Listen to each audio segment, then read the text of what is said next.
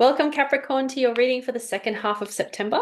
As always, today we're doing the 12 house spread for your reading. And in the first house, we have the Three of Swords. So, as much as this card can be an omen of something around suffering, it can also be an opportunity to alleviate yourself from that pain. So, in the first house of identity and self, this is asking you, where can you let go of some suffering or some pain or some old wounding?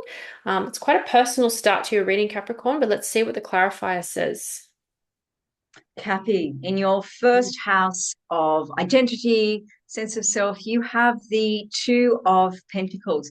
So the sense that I got, just to clarify with that Three of Swords, those three swords in your heart, Cap, in your house of identity, in your sense of self, I feel like maybe, and very understandably, you have had Pluto in Cap for far too long. I feel like maybe there's a part of you that has become maybe a little too identified with suffering. It can also suggest that this is something that you're moving through. You're no longer so strongly identified with suffering. And the antidote, as Em said, is just to kind of like, where does forgiveness need to happen? So just the willingness. And our friend here, the Two of Pentacles, suggests that you're juggling in your sense of identity. You're juggling between, will I let go of this sense of self that's defined by suffering? Is it safe for me to entertain the idea that suffering is over? And the answer is yes, it is very safe for you to entertain the idea that suffering is over and to let go of that old identity and to step into something very new and fresh. Yeah, lovely. Thanks for that, friend. In the second house of value and resources, we have the Three of Pentacles. So this is about your work in some way, but it's collaboration with your colleagues and how you're kind of forming this project together. It's better to be working together than alone and isolated. So in the second house, this is definitely saying a lot of your value is coming out of how you're able to collaborate with others and bring that to fruition. What's the clarifier saying with that, Fran? Lovely. And what I got strongly with that, what you're resourced with, how you can create your abundance and your stability is your capacity for quality work. So that is very much part of quality work. So that's what you're resourced with. That's how you're going to bring in your abundance, and you know that. And for our clarify, wow, beautiful. We've got the Wheel of Fortune, which is a card of success, which is a card of full steam ahead, which is a card of change in fortune for the positive. So, really nice. So, around your values and what you're resourced with, this suggests that there's real abundance coming in for you, Cap, around your change of mindset as well. Yeah, cool. All right. And in the third house, we have the Queen of Wands, leaning into what makes you unique and stand apart from the crowd. And this in the way of your communication style and your ideas. So, I'm wondering, Cappy, how are you communicating at this time that may feel a little uncomfortable or different, and your how that can be playing out in terms of worry that others may be judging you for how you're communicating? This card is asking you to lean into it and trust that it's important and good to shine through with your unique qualities, even if that may feel like it's not fitting in perfectly. We don't always need to be boxing ourselves in, and it's okay. Let's see how the clarifier says you can do that. Yeah, beautiful. We've got the hanged man in your house of communication. So this suggests that you want to take a little bit of a pause, perhaps before you leap into ideas, into communicating ideas, before you say something. Yeah, so there's a spirit of self-reflection, which I think is actually serving you really, really well. And as Em was saying, being prepared, there's a willingness to stand out from the crowd. And I feel like that's serving you really well. And it's actually attracting people to you. And I feel that this is going to be communicated to you in a really positive way. So I feel like there's some really lovely, affirming, validating communication coming into you because you do dare to be different. Beautiful. And in the fourth house of home and what's familiar, we have the Page of Pentacles. So he's checking out, this is a lovely pentacle here. I've got this, I'm just so in love with this thing here and kind of ungrounded from the rest of reality. So it's not super grounded, but the benefit of the energy of the page is that it's not naive. It's more like fresh. It's not jaded. It's not bitter. It's really hopeful. So having this placed in your house of home, and it could be to do with family of origin or chosen family, friends, what helps you feel at home in the world. Maybe it's about leaning back into that enthusiasm and just connection to something that feels different and unique. What's the clarifier saying with that, Mm. Fran? Lovely. I got a really lovely sense of renewed enthusiasm for you, Cap. Oh, very nice. You've got the King of Wands. So the King of Wands is a builder. He knows how to get stuff done. He's incredibly knowledgeable. He's wise. He's got lived experience. So this showing up in your fourth house of home, family, what's familiar, and how you feel at home, how you make yourself at home in the world, how you create your home in the world, not necessarily your walls, but just yourself, Mm. um, suggests to me that you're really leaning into the idea of your stuff. So self-belief, and maybe that's coming through in the family. Maybe the family's reflecting that back to you, or maybe this is just the way that you're able to carve out your home in the world by just knowing what you know. Yeah, awesome. And in the fifth house, we have another page, the Page of Cups, the page of is this an illusion or can I bring that out and make it a reality? The fifth house is about self-identity and creative expression. So, what is it about how you're expressing yourself currently that may feel a little bit unearthed, ungrounded again, but is refreshing and exciting? And how can you bring life and reality to this fantasy or this ideal that you're holding? What's the clarifier saying with that, Fran? Mm. Oh, okay, interesting. We've got the Five of Wands in your fifth house of creative self-expression. So Hmm. this is a card of conflict and or competition. So and comparing yourself too. So I I really love the fifth house of creative self-expression. I feel like it's so rejuvenating. I feel like when we are expressing ourselves creatively, we're very much in touch with our inner child and it brings us to life. We have a sense of vitality. And quite often what gets in the way of our inner child expressing itself is conflict, competition, and comparing ourselves. I get the sense that you can possibly use this constructively, Cappy, because you are quite grounded. So you might be comparing yourself and just be like, well, what do I need to learn? And what have I learned from this conflict? And what am I learning from the competition? Where do I need to be more courageous in my creative expression? That person's doing that. I've always wanted to do that, do it, rather than just stay in that spirit of unfavorable comparison. It's actually a message that that's something that you want to do. So, yeah, I get the feeling that you just need to step into a sense of liberation around your creative expression. Don't let comparisons hold you back. Yeah, it feels very relevant to a lot of us, probably. All right. In the sixth house, we have the Ten of Wands. I see this card as feeling like a burden, that something is burdening you, but then you're so close to home and you're bringing home a harvest. It's about not giving up when you're very nearly finished. And then that completion brings a lot of peace and reward. So it's also about remembering that even in your work, if you're feeling like you've been carrying this load for so long, you just want to drop it, like let it go, that time will come and it's encouraging you to continue on, but not at the expense of your health or anything that would kind of drive you over the edge or lead to burnout. It's asking you, where can you practice some self-compassion and some self-care that will help you cross that line, not at the cost of your own ability, your own capability. So what's the clarifier saying how you can do that, Fran? Yeah, just as you were speaking, and what occurred to me is that there's nothing to prove, Kat. Everybody in your workplace, You are a Cappy. They know you can get shit done. They know that you are hardworking. I just got the sense, do you feel like you really need to prove yourself? You don't. Um, oh, wow, this is lovely. So, Cap, in your sixth house Mm. of work and choice and being of service, you have the Sun, which is one of the most, if not the most positive card in the deck.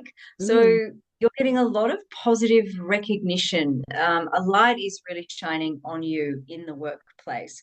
So I really feel that that time to prove yourself is done. Like just step in and bask in the glory. The light is shining on you. There's nothing left to prove.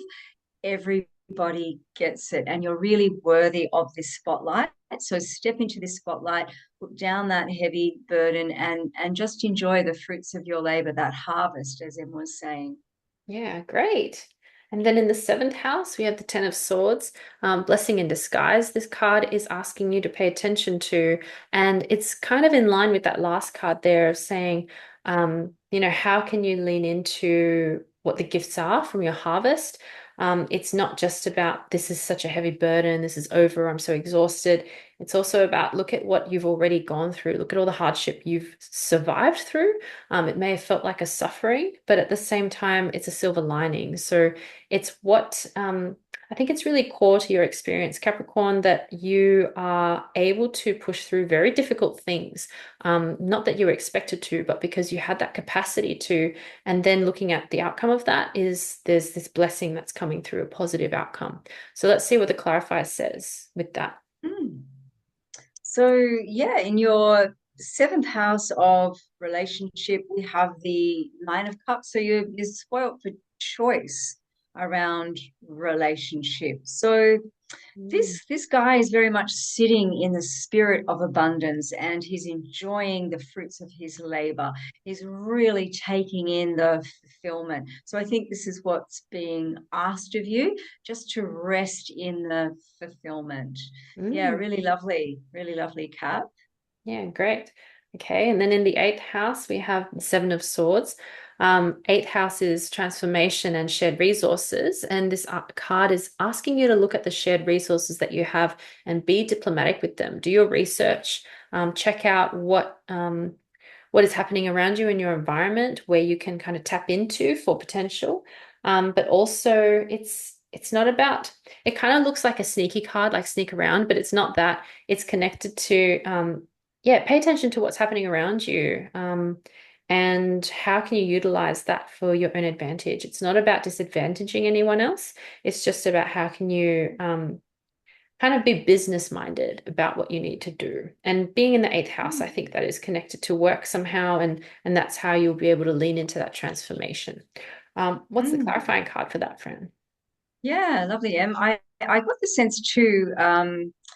Cap, if you can be strategic, that's really going to allow any situation to transform. Just being strategic and not sneaky, as Em was saying, but just maybe thinking things through a few steps ahead. Is there a better way? And the clarifier says, oh, wow, you've got the King of Pentacles. So, enormous abundance available to you if you lean into that strategic way of doing things. The reward will be this guy is just absolutely sitting in plenitude, opulence, abundance. Everything has paid off. So really too, I get the sense that fulfillment is coming through really strongly for you, Cap. So it's not just about these things manifesting, this abundance manifesting, which clearly it's on the brink of doing. I think what this reading is asking you is to step into the spirit of that fulfillment and the enjoyment, not like looking over the next hill, like what's the next hill to climb, what's the next thing I need to achieve. I think that's what the Hanged Man was asking of you in the third house. Just Mm. really have some rest and repose and enjoy the fulfillment. Otherwise, really, what's the point? Mm. Yeah, good point, Fran. And then in the ninth house, we have the Ace of Cups. And the ninth house is the house for Sagittarius. I'm not sure which planet was ruling it. Is it Uranus? Jupiter? Jupiter. Oh, Jupiter, cool. So Expansion, expansion, yeah, beautiful. that's right. Wow. So the Ace of Cups is about how can you expand into something that gives you that constant self-fulfillment. And we know what is self-fulfilling. It's not to do with necessarily accumulating material wealth or, seeking validation from others. It's about how do we find our space in the world that helps us feel connected to who we really are, our values, our ideals, and also what helps us feel like we're a part of the world and how we contribute to society. So let's see what the clarifier says around how that manifests. Interesting. We have a repeating card. We've got the Three of Pentacles in your ninth house of higher mind. So I get the sense that self-fulfilling cup that Em was just talking about, this fulfillment and really resting and taking in the fulfillment, resting in the fulfillment and taking in the fulfillment is really strongly indicated for you. So in the ninth house of expansion, travel, higher mind, higher learning, education, suggests to me that this idea of fulfillment, you really need to get it into those recesses of your higher mind, because I get the sense that perhaps what's been drummed into you is all work and no play, and we need to change that higher thinking on that higher level. So really entering into a sense of what fulfills me rather than what's my next work task. Mm-hmm. Yeah, great. And then in the 10th house, we have another repeating card, the Five of Wands. I think this was in the first house, wasn't it? As a clarifier.